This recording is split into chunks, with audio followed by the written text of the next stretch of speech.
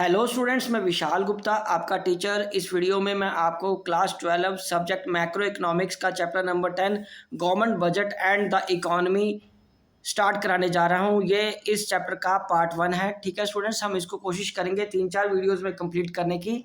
ठीक है जी, topic wise. तो चलिए स्टार्ट करते हैं। सबसे पहले इसके कंसेप्ट ऑफ गवर्नमेंट बजट की। February 1 is a well-known date in India when the finance minister presents annual budget of the government for its approval by the parliament। 1 फरवरी हमारे देश में, इंडिया में एक इम्पॉर्टेंट डेट है। बहुत अच्छी तरह सबको पता है कि इस दिन हमारे देश के जो फाइनेंस मिनिस्टर हैं वो देश का बजट बनाते हैं और पार्लियामेंट के सामने अप्रूवल के लिए रखते हैं। बजट में दो चीज़ें होती हैं। एक तो होता है financial performance of the government over the past 1 year, एक तो पिछले साल की परफॉर्मेंस होती है, और दूसरा financial programmes and policies of the government for the next year. और फाइनेंशियल प्रोग्राम और पॉलिसीज होती हैं अगले साल की। As regards financial performance of the government, it is more likely a description of what happen during the past 1 year. As regard financial performance कहते हैं financial performance के रिगार्ड में अगर कहा जाए तो it is more likely description कि पिछले साल क्या हुआ है। Focused is placed largely on the other part of the budget describing programmes and policies of the government for the next 1 year. Focus is placed largely on the other part of the budget. Other part of the budget में, दूसरे part में क्या होता है कि क्या उनके programme रहेंगे, क्या पॉलिसी रहेंगी नेक्स्ट ईयर के। तो ये दो चीज़ें होती हैं, मतलब पास्ट ईयर की परफॉर्मेंस और अगले साल की होने वाली प्रोग्राम्स एंड पॉलिसीज क्या रहेंगी। So the programme and policies of the government are known as budgetary policy of the government और the physical policy of the government. It has 2 aspect, एक तो रेवेन्यू आस्पेक्ट होता है और दूसरा एक्सपेंडिचर आस्पेक्ट होता है। ठीक है जी, तो इसी तरीके से वो अपने प्रोग्राम्स को इम्प्लीमेंट करेंगे आगे। और उसके बाद है government budget is a statement of expected receipts and expected expenditure of the government that reveals budgetary policy of the government to achieve the twin objective of growth and stability. ठीक है जी, तो फिर बजट क्या बना। Government budget एक वो statement होती है जिसमें एक्सपेक्टेड रिसीट्स और एक्सपेक्टेड एक्सपेंडिचर होता है, जो गवर्नमेंट के बजट की पॉलिसी में रिवील किया जाता है, बताया जाता है कि वो ग्रोथ और स्टेबिलिटी के 2 ऑब्जेक्टिव को एक साथ लेके कैसे चलेंगे। उसके बाद ऑब्जेक्टिव्स ऑफ गवर्नमेंट बजट। पहला ऑब्जेक्टिव है जीडीपी ग्रोथ, दूसरा ऑब्जेक्टिव है एलोकेशन ऑफ रिसोर्सेज, तीसरा ऑब्जेक्टिव है प्रोविजन ऑफ पब्लिक गुड्स, चौथा ऑब्जेक्टिव है redistribution of income and wealth, पांचवा ऑब्जेक्टिव है बैलेंस रीजनल ग्रोथ, छठा ऑब्जेक्टिव है एम्प्लॉयमेंट अपॉर्चुनिटीज और सातवां ऑब्जेक्टिव है इकोनॉमिक स्टेबिलिटी। ठीक है स्टूडेंट्स, तो चलिए अब हम आगे बात करते हैं जीडीपी ग्रोथ की। तो जीडीपी ग्रोथ क्या होती है इसको एक्सप्लेन करते हैं। मतलब ये जो 6-7 पॉइंट लिखे हैं ना ऑब्जेक्टिव के, इसको एक एक करके मैं अब एक्सप्लेन करूंगा। ठीक है बेटे, तो चलिए GDP growth. GDP growth is the central objective of the government budgetary policy. ये सेंट्रल ऑब्जेक्टिव, मेन ऑब्जेक्टिव होता है गवर्नमेंट पॉलिसी का, बजट पॉलिसी का जीडीपी ग्रोथ के लिए। It is achieved in 2 ways, by making public investment expenditure and by inducing private investment expenditure. ठीक है जी, एक तो होता है कि इससे पब्लिक इन्वेस्टमेंट एक्सपेंडिचर कैसे किया जाएगा और दूसरे तरीके से कि प्राइवेट इन्वेस्टमेंट एक्सपेंडिचर को कैसे बढ़ाया जाएगा। इन 2 तरीके से जीडीपी ग्रोथ आती है। उसके बाद एलोकेशन ऑफ रिसोर्सेज की, रिसोर्सेज किस तरीके से बांटे जाएंगे। पहला है कि private enterprises will always desire to allocate resources to those areas of production where profits are high। Actual में स्टूडेंट्स होता क्या है कि जो प्राइवेट एंटरप्राइजेज हैं या प्राइवेट एंटरप्रेन्योर्स हैं वो हमेशा पैसा वहाँ लगाएंगे अपना जहाँ पे उनको ज़्यादा प्रॉफिट मिलेगा। However it may also be possible that it will not be for social welfare. और वो हमेशा सोशल वेलफेयर की तरफ ध्यान नहीं देगा प्राइवेट एंटरप्रेन्योर या प्राइवेट एंटरप्राइजेज, वो हमेशा अपने प्रॉफिट की तरफ देखेंगी। पर गवर्नमेंट को तो सोशल वेलफेयर भी करना होता है।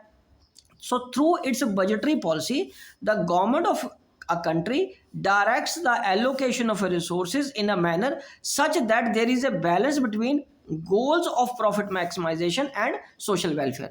तो इसलिए बजट पॉलिसी में गवर्नमेंट क्या करती है, एलोकेशन ऑफ रिसोर्सेज इस तरीके से करती है कि प्रॉफिट मैक्सिमाइजेशन और सोशल वेलफेयर का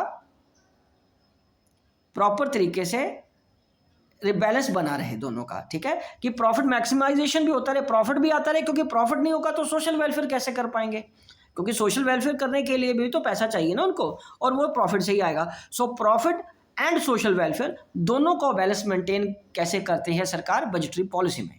ओके जी।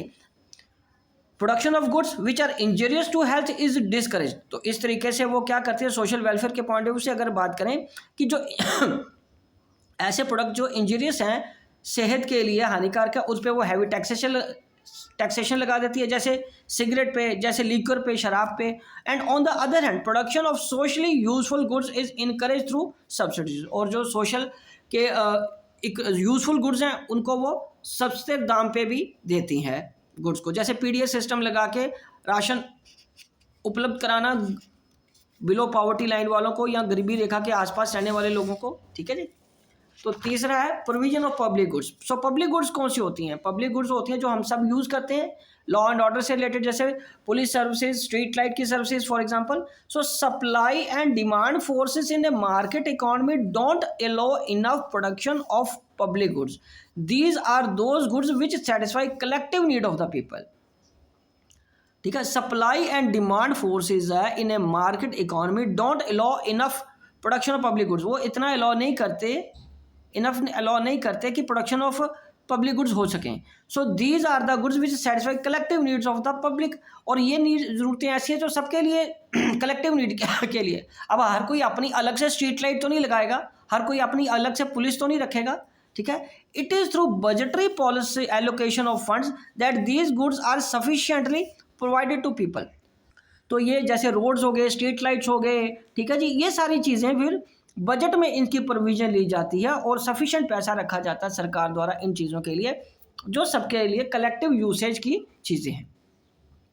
उसके बाद है redistribution of income and wealth. Budget of the government shows it's comprehensive exercise on the taxation and subsidies.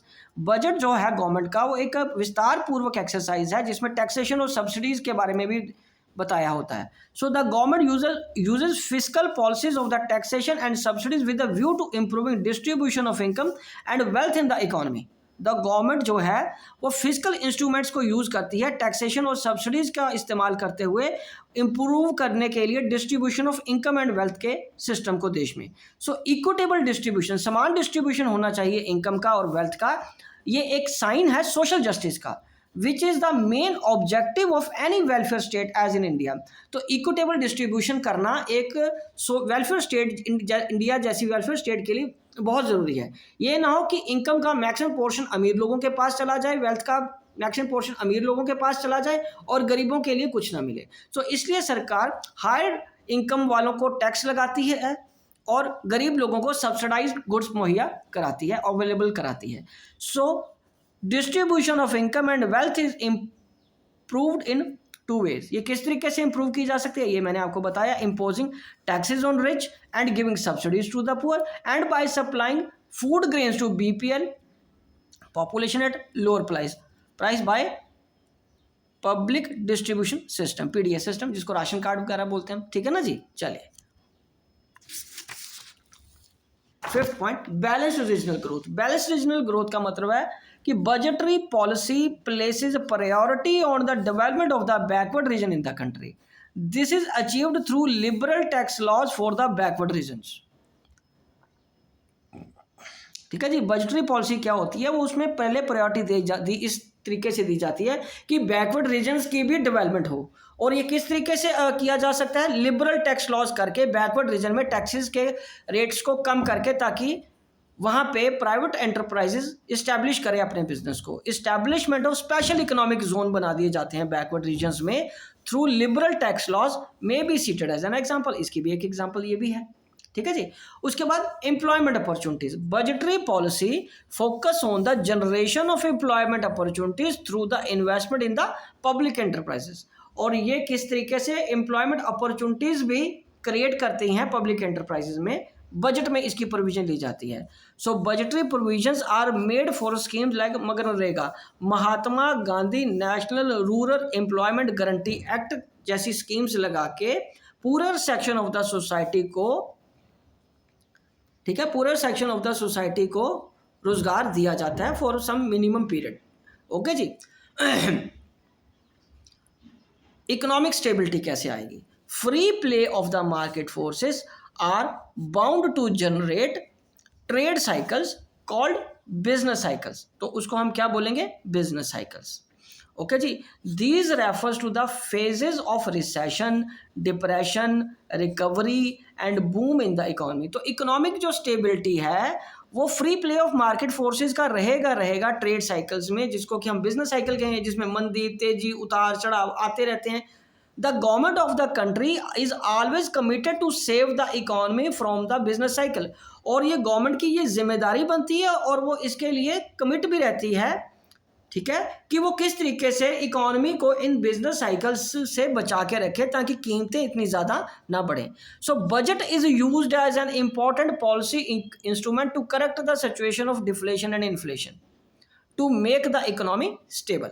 और तो भी सरकार क्या करती है? ऐसे इन पॉलिसी इंस्ट्रूमेंट्स को लाती है to correct the situation of deflation and inflation, जिससे कि इकोनॉमी को स्टेबल किया जा सके। ठीक है स्टूडेंट्स, ये थे इसके ऑब्जेक्टिव। आई होप कि आपको अच्छे से समझ आ गए होंगे।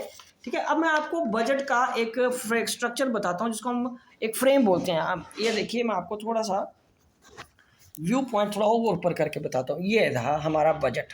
ओके जी, ध्यान से देखिए, इसको हम डिटेल में पढ़ेंगे अगली वीडियो में, लेकिन मैं स्ट्रक्चर ऑफ द बजट आपको समझा रहा हूँ। Structure of the government budget at a glance, उसमें है बजट रिसीट्स, फिर है बजट एक्सपेंडिचर। बजट रिसीट्स में दो तरह के आ जाएंगे, एक रेवेन्यू रिसीट और दूसरा कैपिटल रिसीट। जाहिर है उसी तरह बजट एक्सपेंडिचर में revenue expenditure and capital expenditure, और planned expenditure and non planned expenditure, planned expenditure and non planned expenditure. ये हमारे बजट का पूरा स्ट्रक्चर है और इसको हम अब कंटिन्यू करेंगे अगली वीडियो में। बजट रिसीट्स का टॉपिक डिस्कस करेंगे। इसी के साथ ये वीडियो मैं कंक्लूड करता हूं। आई होप कि आपको अच्छे से समझ आ गया होगा। आप इसी को देख के अपने नोट्स बना लीजिए और रिवीजन भी यहीं से कर लेना। ओके जी, डन।